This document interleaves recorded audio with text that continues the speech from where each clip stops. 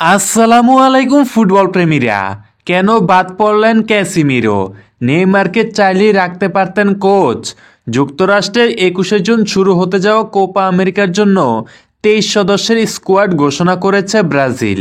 এই টুর্নামেন্ট শুরুর আগে জুনেই মেক্সিকো এবং যুক্তরাষ্ট্রের বিপক্ষে প্রীতি ম্যাচ খেলবে দক্ষিণ আমেরিকার এই দলটি।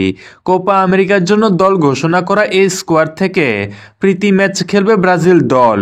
পোর্তোর 24 বছর বয়সী স্ট্রাইকার ইভানিলসন এই স্কোয়াডে একমাত্র নতুন মুখ। ম্যানচেস্টার ইউনাইটেডের ডিফেন্সিভ মিডফিল্ডার ক্যাসিমিরো এবং টটেনহ্যাম হটস্পারের স্ট্রাইকার রিচার্লিসন এই স্কোয়াড থেকে বাদ পড়েছেন।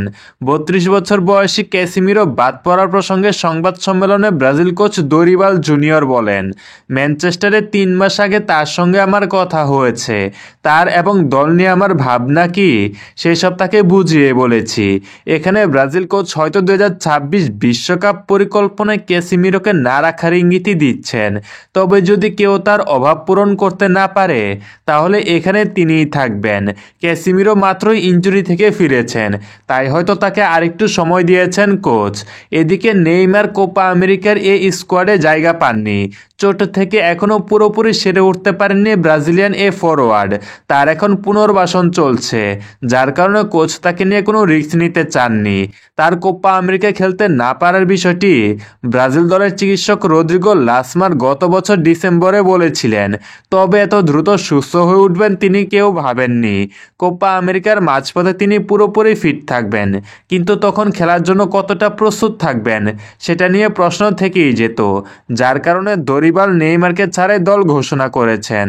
এছাড়া ক্লাবেরও একটি গুরুত্বপূর্ণ রোল আছে এখানে। তবে কোপা আমেরিকা শুরু হতে এখনও বেশ সময় আছে, আর এর মাঝে ব্রাজিল কোচ দরিবাল চাইলে স্কোয়াডে কিছুটা পরিবর্তনও আনতে পারেন। সেটা না হয় ব্রাজিল ভক্তদের জন্য সারপ্রাইজ হিসেবেই থাকুক। আর্সেনাল ফরওয়ার্ড গেব্রিয়েল জিসুসেরও জায়গা হয়নি দরিবালের কোপা আমেরিকার স্কোয়াডে।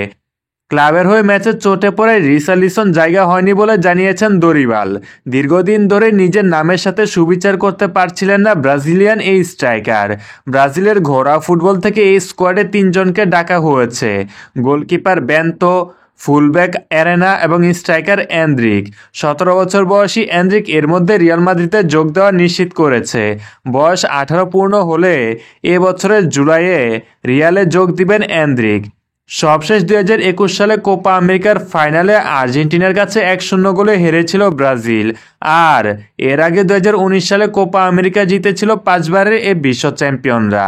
আপনাদের মতে ব্রাজিলের এই ঘোষিত দলটি কেমন হয়েছে জানিয়ে দিতে ভুলবেন না। এছাড়া যারা এখনও আমাদের চ্যানেলটি সাবস্ক্রাইব করেননি, এখনই সাবস্ক্রাইব করে বেল আইকনটি বাজিয়ে দিন।